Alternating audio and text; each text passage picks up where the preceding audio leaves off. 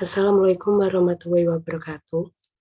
Perkenalkan, nama saya Indah Novitasari dengan NIM 2020534141. Saya merupakan mahasiswa program studi Sistem Informasi Fakultas Teknik Universitas Muria Kudus. Di sini saya akan menjelaskan tentang desain penelitian. Guna memenuhi tugas mata kuliah metodologi penelitian yang diampu oleh Bapak Arif Setiawan, Eskom, MCS. Oke, langsung saja. Yang ketiga, causal comparative research. Causal comparative research disebut juga dengan penelitian sebab akibat, merupakan salah satu ide berpikir ilmiah menyusun suatu riset metodologi. Penelitian kausal bisa dimasukkan dalam penelitian eksperimen, namun bisa juga dimasukkan dalam bentuk lainnya, misalnya dalam bentuk comparative research. Independen variabel pada penelitian komparatif tidak bisa dimanipulasi dan tidak bisa diberikan perilaku atau treatment.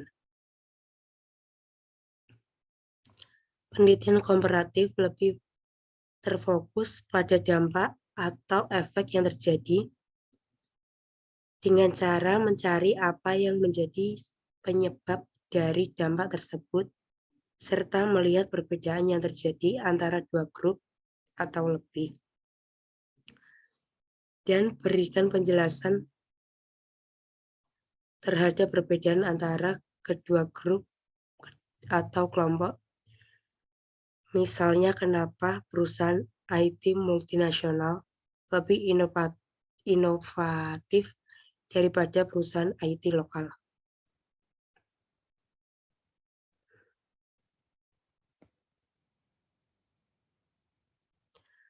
Untuk memanipulasi data bisa digunakan berbagai macam cara perhitungan atau uji statistik.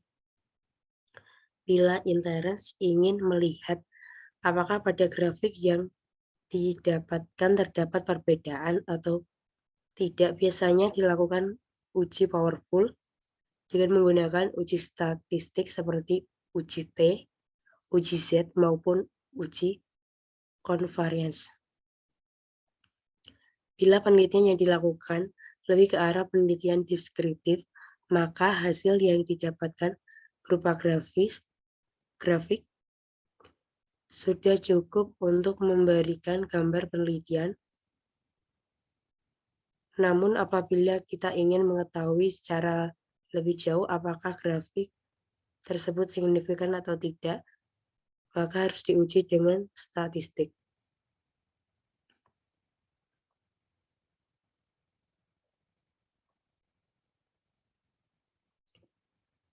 Contohnya, untuk melihat hubungan antara faktor produksi independen variabel dengan tingkat produksi yang dihasilkan dependen variabel.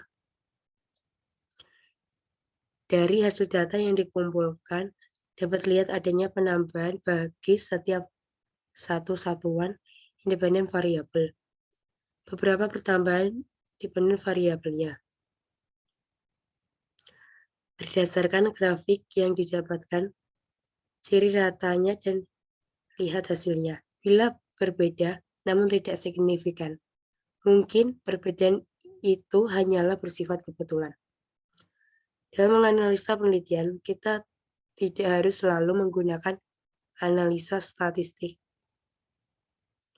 namun juga bisa menggunakan analisa lainnya seperti analisa statistik deskriptif maupun analisa kualitatif dengan menggunakan data-data berupa tabel, grafik, dan model-model. Analisa statistik dan analisa secara kualitatif, keduanya saling melengkapi, di mana ada kaidah-kaidah ilmu yang harus dipenuhi baik metode, teknik, maupun tools. Misalnya, kita tidak bisa mengatakan bahwa perusahaan IT internasional lebih inovatif daripada perusahaan IT nasional.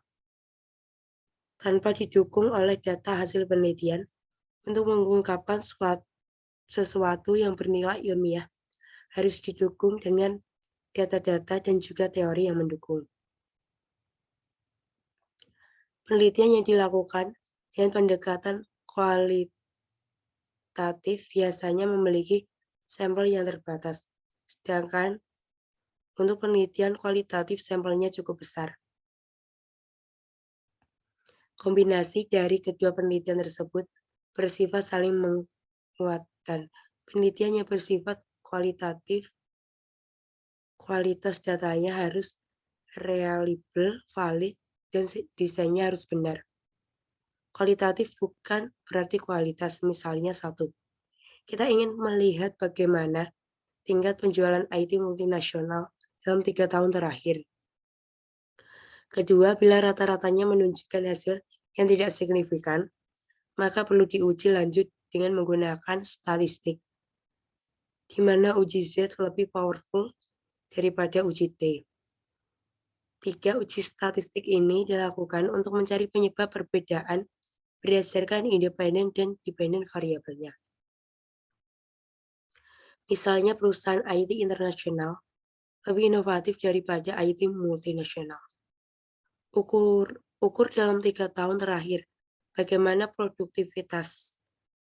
Lihat pola dengan unit yang sama, kita dibandingkan ini disebut comparative research.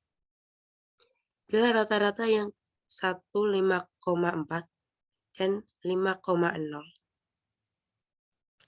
dengan sampel masing-masing 10, belum tentu yang 5,4 signifikan daripada 5,0. Mesti diuji dengan uji secara statistik. Pada experimental design, kita bisa memanipulasi independen variabelnya.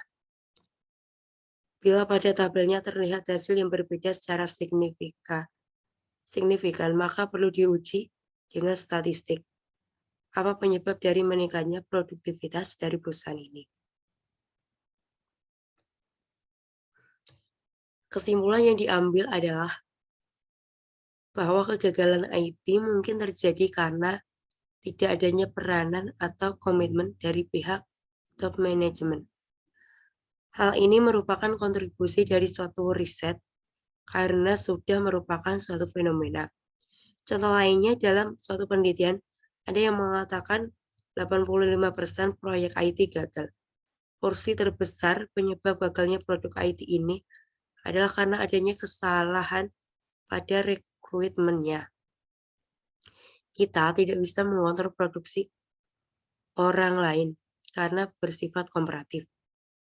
Tidak ada unsur objektivitas yang mengatakan bahwa produk yang kita buat lebih baik daripada produk pesaing, tanpa didukung oleh data-data dan hasil penelitian. Adanya robustness atau ketahanan dalam suatu penelitian tidak menjadi masalah asal diungkapkan desain yang digunakan. Data yang tidak valid diungkapkan kembali. Mendesain suatu riset butuh peluang di mana sistem informasi bisa diusulkan. Misalnya, sistem informasi untuk ketahanan pangan. Satu, setiap lahan diukur produktivitasnya. Kedua, setiap ada perubahan fungsi lahan bisa diolah sehingga data tahun lalu dengan data sekarang bisa di-overlap atau tumpang tindih. Beberapa perubahan yang terjadi, misalnya berupa lahan persawahan yang berubah jadi lahan pemukiman, hingga dibuat kebijakan yang tepat sasaran, misalnya tidak ada lagi izin untuk mendirikan bangunan karena mengancam ketahanan panganan nasional. Keempat, correlation research. Bentuk penelitian lainnya yang sering disebut penelitian kuantitatif ialah penelitian correlation atau ex post facto.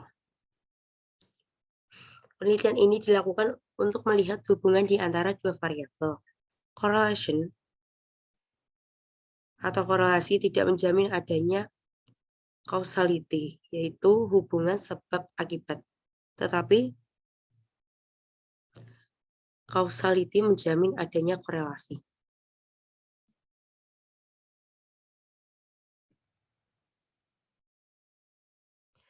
Misalnya tingkat pertumbuhan bayi di Jakarta dengan tingginya curah hujan di Bogor. Hipotesis.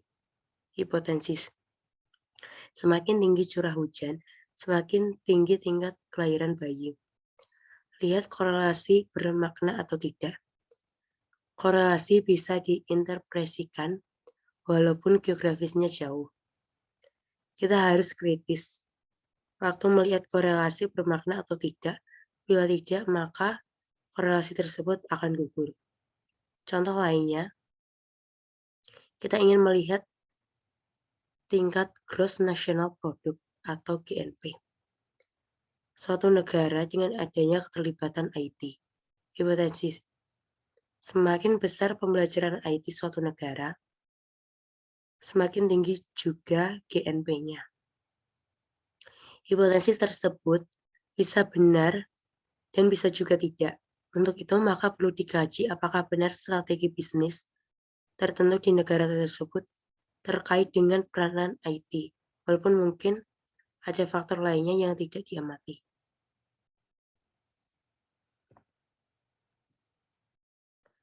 Korelasi menghitung derajat keterhitungan antara dua atau lebih variabel.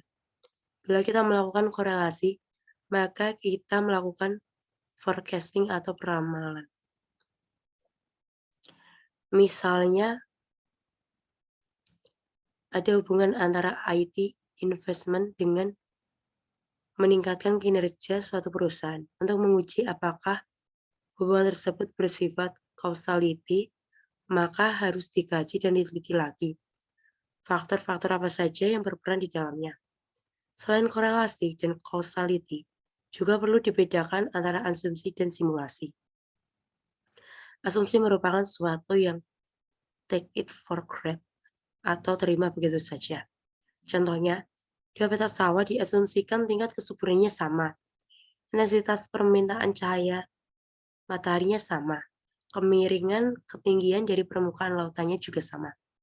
Contoh lainnya, simulasi menggunakan recall atau nilai peroleh dan precision atau nilai ketetapan. Recall tidak dapat diukur bila kita cari suatu artikel di Google, maka dalam menerapkan asumsi tadi kita tidak akan tahu berapa jumlah dokumen yang relevan untuk diambil.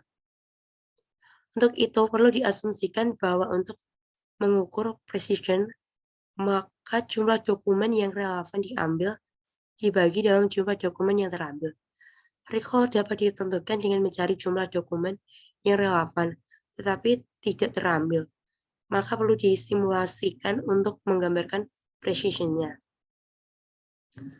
Akurasi tidak akan memiliki makna yang baik bila kita menghitungkan recall ini atau ada dibahas menggunakan contoh kasus.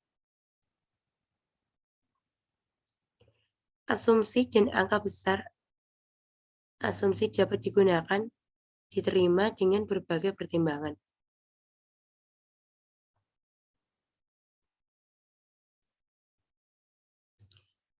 Satu angka asumsi dapat digunakan setelah pencarian kategorical interval yang telah dibuat orang lain, maka cari referensinya selengkap-lengkapnya.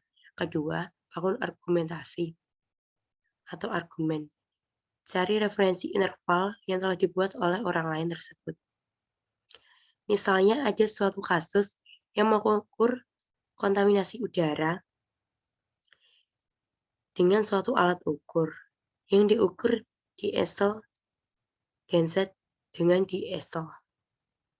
Datanya tidak reparatif karena ada data kontaminasi udara yang dilakukan diukur tidak bisa mengesampingkan asap knalpot motor atau mobil.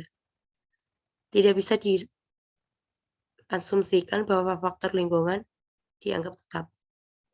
Kesalahan karena dampak pembulatan, sehingga bedanya makin besar. Kemungkinan adanya kontribusi error dari pembuatan merupakan masalah teknis perhitungan. Asumsi berupa suatu yang tidak kita teliti.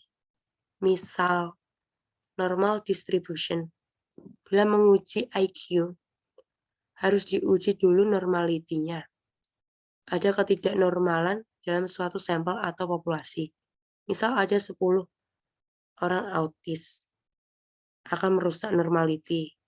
Tidak pernah diujikan normality, namun hanya diasumsikan sampel yang reparatif, maka dia menyebar normal. Fungsi normal diuji dulu, tapi tidak dilakukan bahwa IQ relat 100 sampai 120 bila dicaca atau disensus penyebab normal. Dalam korelasinya tidak ada yang kontrol satu sama lain, sama saja perannya. Penelitian yang menggunakan teknik korelasional adalah penelitian yang menyelidiki hubungan di antara beberapa variabel penelitian. Analisa data yang digunakan adalah analisa statistik dengan menguji regresi dan korelasi. Oke, sekian yang dapat saya sampaikan. Apabila ada kata-kata yang kurang berkenan, saya meminta maaf yang sebesar-besarnya. Wassalamualaikum warahmatullahi wabarakatuh.